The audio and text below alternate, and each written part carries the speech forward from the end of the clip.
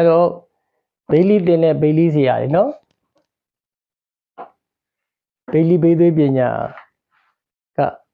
ဒီနေ့ကတိတော့ပေါ်မှာကြုံပြောလိုက်တာလေးတစ်ချက်တော့ရှိတယ်မရည်ရွယ်ချက်နဲ့ပြောလိုက်တာတော့မဟုတ်ပါဘူး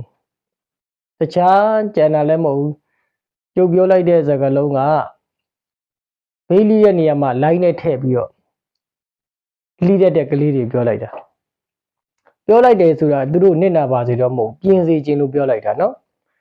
အဲ့တော့ကျုပ်ကသူ့ဘာကျုပ်တီကိုရောက်လာတယ်တငယ်ချင်းတယောက်ကစိုင်ဖွင့်ထားတာနော်စိုင်ဖွင့်တော့အဲ့ဒီစိုင်မှာသူ့ရဲ့တပည့်လေးတယောက်ကိုထားတယ်ထားတော့ကလေးကဘေးတွေဘာတွေလီးတော့ကလေးကဘေးလီးတာကျုပ်ရှိတော့မှန်နေကျွင်းကျွမ်းနဲ့ဖြတ်တာပဲဖြက်ကက်ကြီးနဲ့ကြိုက်တာကတ်တင်တစ်စက်မှမသုံးကတ်တင်လည်းမရှိဘူးကတ်တင်မသုံးတတ်တာမပြောနဲ့ကတ်တင်ကိုမရှိဘူးအဲ့နဲ့သူဘေးလီးလိုက်တော့မှန်ကမိုင်းနဲ့မှန်ဆိုတော့ဂိုင်းထဲကိုထဲတော့ဒုကအရန်ထွက်ဒုကနောက်မှာတားနေထွက်တော့သူ့ဒုကအထူကြီးလို့ထင်နေရတာ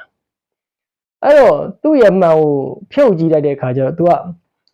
ကြောက်ပိန်းရဲ့ဂီလိုက်နေကနေထောင်ပြီးသွေးထားတာသူကအဲ့ဂီလိုက်နေကိုလိသားဖော်ပြီးသွေးထားတာ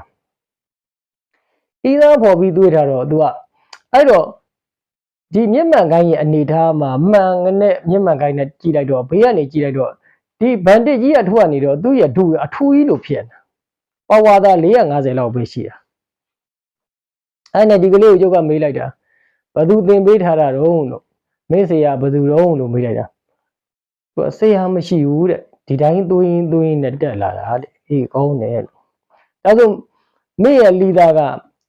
ဆရာမဲ့လီသားပေါ့လို့သူဆရာမဲ့လီသားဆိုတော့သူ့ကိုယ်သူစဉ်းစားနေဘလို့ဆရာမဲ့တော့ဆရာအဲ့ကျုပ်ပြန်ပြောပြလိုက်တယ်ဆရာမဲ့လီသားဆိုတာမင်းဆရာမရှိတဲ့လီသားလို့ခေါ်တယ်လို့နော်ဆရာမရှိတဲ့လူတွေအားလုံးကအဲ့ဒီတိုင်းပဲလီကြတာလို့ဘေးလီတယ်ဆိုတာဒါတစ်ခုနောက်ပိုင်းမှာတရုတ်ဘိန်းတွေပေါ်လာလို့နော်ဒီဂီလိုင်းတွေပါလာတာအရင်တော့ကဘိန်းတွေမှာအဲ့ဒီဂီလိုင်းတွေမရှိဘူးမရှိခင်ဗျားတို့ဘယ်လိုလီကြဒီဂီလိုင်းလေးပါတာနဲ့ဂီလိုင်းမှာကြီးပဲအာကိုပြီးလီနေကြတာဂီလိုင်းကကြတော့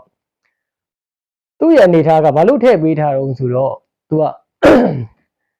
ဘေးလီတဲ့နေရာမှာဝဲတဲ့နေရာမှာမညီမညာဖြစ်ခဲ့လို့ရှိရင်ဂီလိုင်းထဲမှာ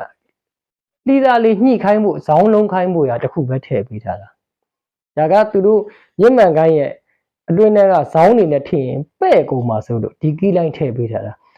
ဘေးလီဖို့ရာအတွက်ထည့်ပေးထားတာမဟုတ်ဘူးအဲ့ဒီဂီလိုင်းကတချို့ကြလဲဇောင်းတက်လိုက်တယ်အဲ့ဒီဂီလိုင်းထဲမှာသူဇောင်းသိပ်ပြီးတက်เสียမလိုဘူးသူကဇောင်းသိမ်းုံတက်အပေါ်မှာလဲဓားသွားလို့ဒဲကြီးမဖြစ်အောင်လို့ပြေလေးဖြစ်အောင်လို့သူကခလုံးလုံးလေးလှုပ်ပေးလိုက်တာအတိုင်းတာဒီသဘောနဲ့ဂီလိုင်းထည့်ပေးတာဒီဂီလိုင်းကဘေးလီရဲ့သမားလေးဒီခုနောက်ထပ်ဘေးလီနေတဲ့လူတွေအားလုံးအဲ့ဒီဂီလိုင်းနဲ့ဘသူထည့်ပြီးလီရမယ်လို့ဘသူသင်ပေးလိုက်မှဘသူစားခဲ့မှန်းလည်းမသိဘူး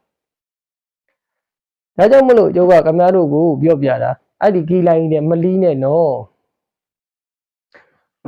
ဘလို့ဝဲရမလဲ45ဒီဂရီတိန်းဆောင်တယ်တော့ခတ်ဆောင်လေးဟိုဘက်ဒီဘက်ကိုနော်ဓားသွေးသလိုပေါ့ဒါမှမဟုတ်လေအိမ်ခေါင်မိုးသလိုပဲဟိုဘက်ကိုနဲ့ဒီဘက်ကိုဟိုဘက်နဲ့ဒီဘက်နဲ့ကိုကဆိုလိုချင်တာဒါကဘေးလီသမိုင်းတရားကြည့်မယ်နော်အိမ်ခေါင်မိုးသလိုပဲဟိုဘက်ဒီဘက်ကိုကရှေ့ကိုနည်းနည်းလေးပါဝါများလို့မိုင်းနဲ့ပါဝါများလို့ရှေ့ကိုဒီမှန်နဲ့ထုတ်ချင်အဲ့ကီးလိုက်လေးအဲ့လက်ရှိခေါင်လိုင်းလေးကို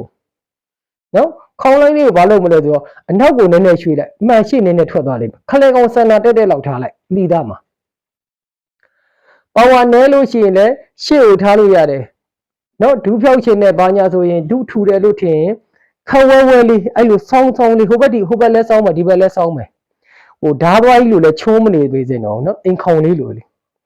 အဲ့ဒီအိမ်ခေါင်လေးလို့ပတ်လေရှေ့ရောတော့ရှေ့မျက်နှာပြင်ဆိုတဲ့မျက်နှာပြင်ဘေးမှာအကုန်လုံးညီနေရမယ်